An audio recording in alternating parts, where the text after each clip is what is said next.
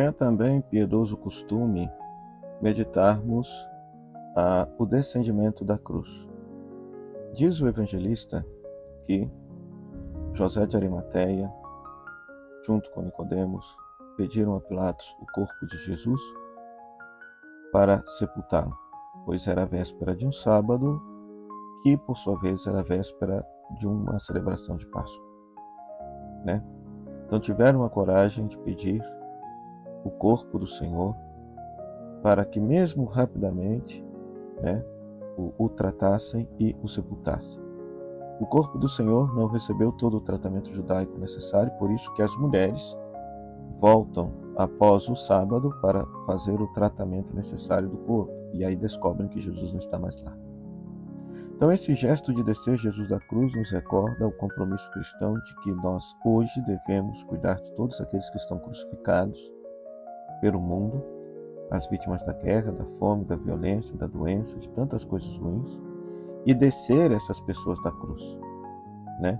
Ou seja, descer essas pessoas da sua condição de sofrimento, tentando procurar dar-lhes uma vida mais digna, uma vida mais humana, uma vida de filhos de Deus. Mas gostaria de meditar com você cada detalhe do descendimento, cada uma das chagas de Jesus à luz das tradições do Antigo Testamento. Meditemos sobre a coroa de espinhos de nosso Senhor Jesus Cristo. Em primeiro lugar, a primeira vez que aparece espinho na Bíblia está lá em Gênesis capítulo 3:18, quando diz que a terra vai produzir espinhos e abrolhos. E o ser humano teria muita dificuldade de produzir o fruto da terra. Ou seja, o espinho como consequência do castigo, ou seja, o espinho como castigo pelo pecado de Adão e Eva, né?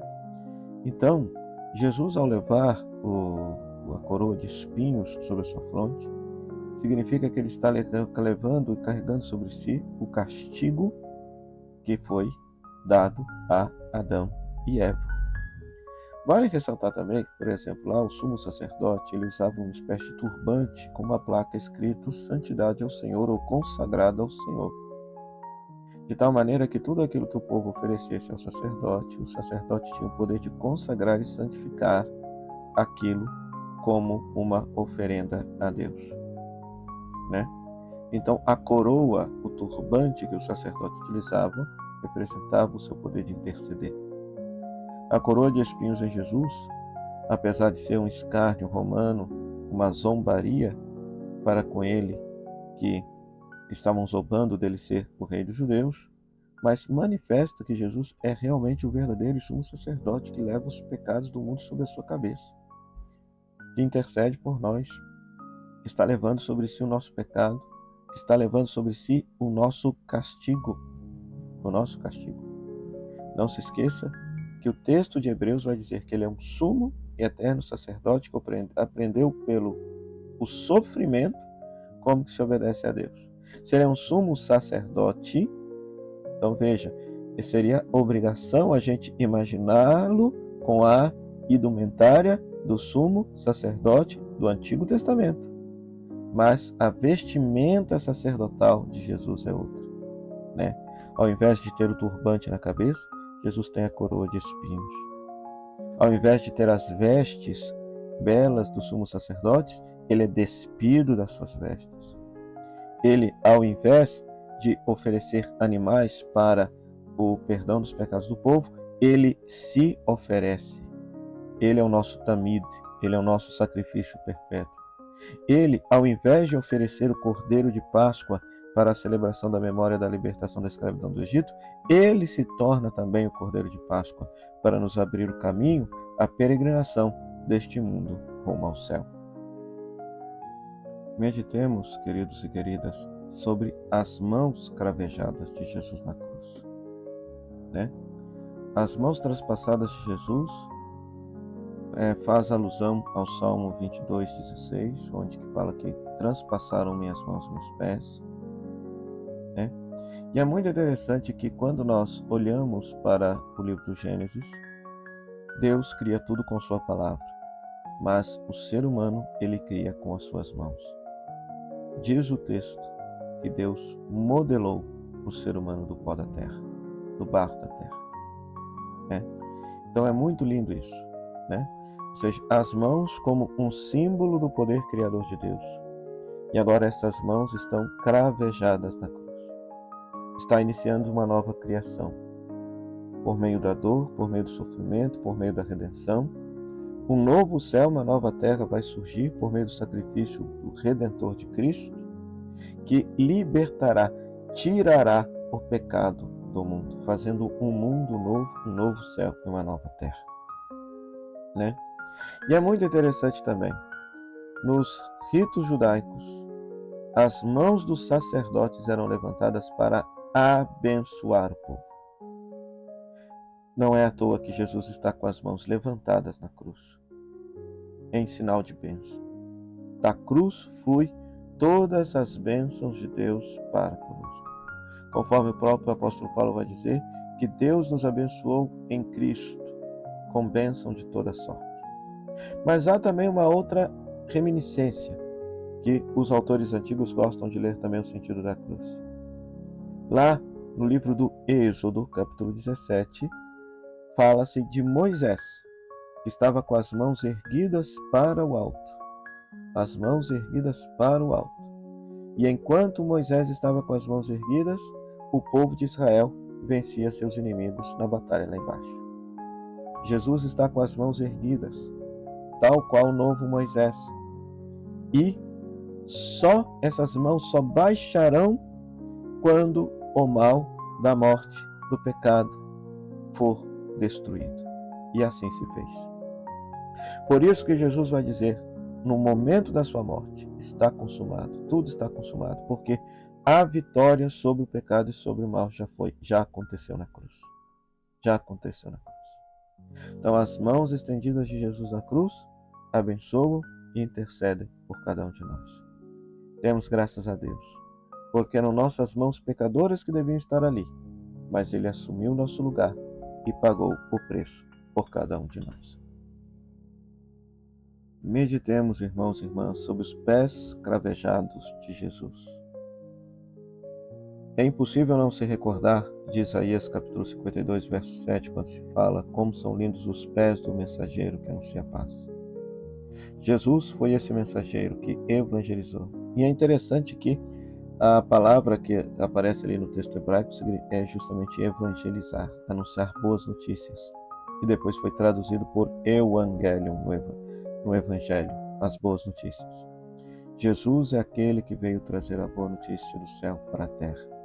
A boa notícia que o Pai nos ama, que deseja a nossa salvação, a nossa redenção, que deseja viver em paz com todos nós. E é claro que a igreja primitiva entendeu também os pés cravejados de Jesus numa alusão ao Salmo 22, verso 17. Traspassaram minhas mãos e meus pés. Mas eu quero trazer um outro detalhe da tradição bíblica, muito lindo, que nos ajuda a entender o sentido dos pés de Jesus. É Josué capítulo 1, versículo 3, onde Deus promete a Josué e ao povo de Deus que toda a terra onde eles pisarem os pés será propriedade deles. Ora, Jesus é o Filho de Deus feito filho do homem, é o Filho de Deus feito filho de Adão. Se ele veio ao mundo, pisou com seus próprios pés, este mundo significa que este mundo que outrora era propriedade do mal, agora é propriedade de Deus. É reinado de Deus. Deus reina sobre este mundo. Este mundo não pertence mais ao mal. Este mundo, pelo mistério da encarnação do Deus que verdadeiramente veio até nós, este mundo, o universo, o cosmos, pertence todo a Deus, que veio até nós.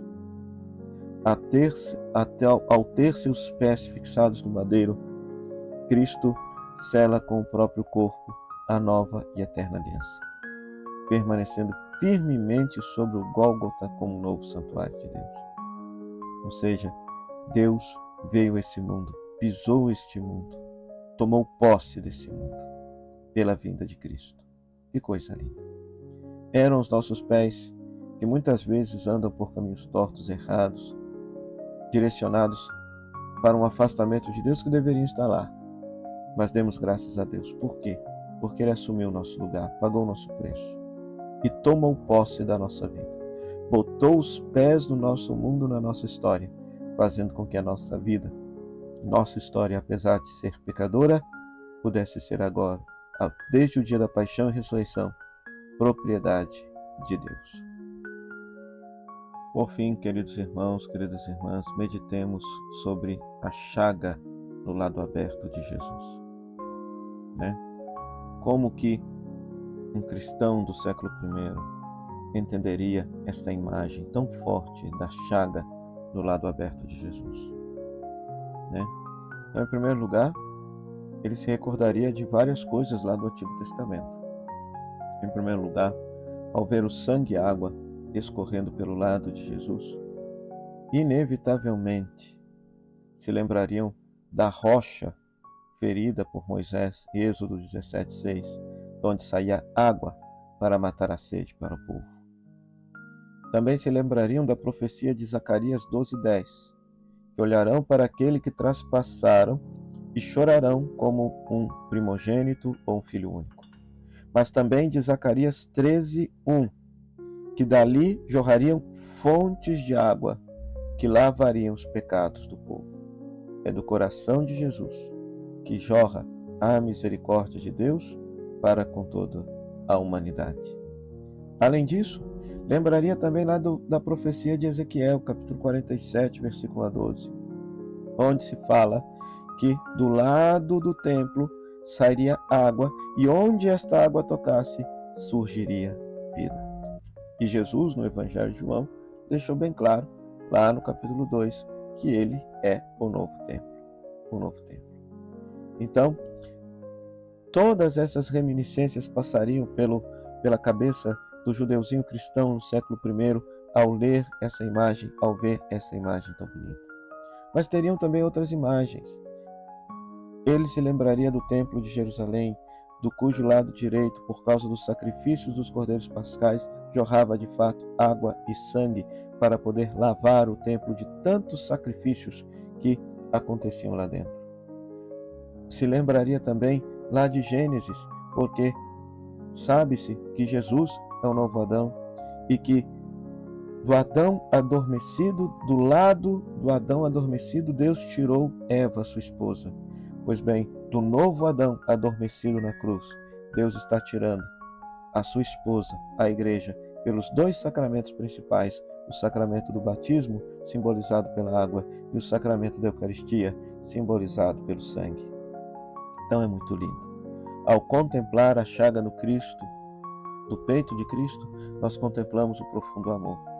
Porque se Cristo é o templo, o seu coração é o altar. O seu coração ferido jorra misericórdia, perdão, bondade e um amor esponsal para com cada um de nós. Para com cada um de nós. O nosso coração, que tantas vezes não ama Jesus, não é fiel a Jesus, não é grato a Jesus, é que deveria estar ferido. Mas foi o coração dele que foi ferido por nós, para que nós pudéssemos aprendê-lo a amar como Senhor de nossa vida, esposo de nossa alma, a quem devemos devotar toda a nossa existência.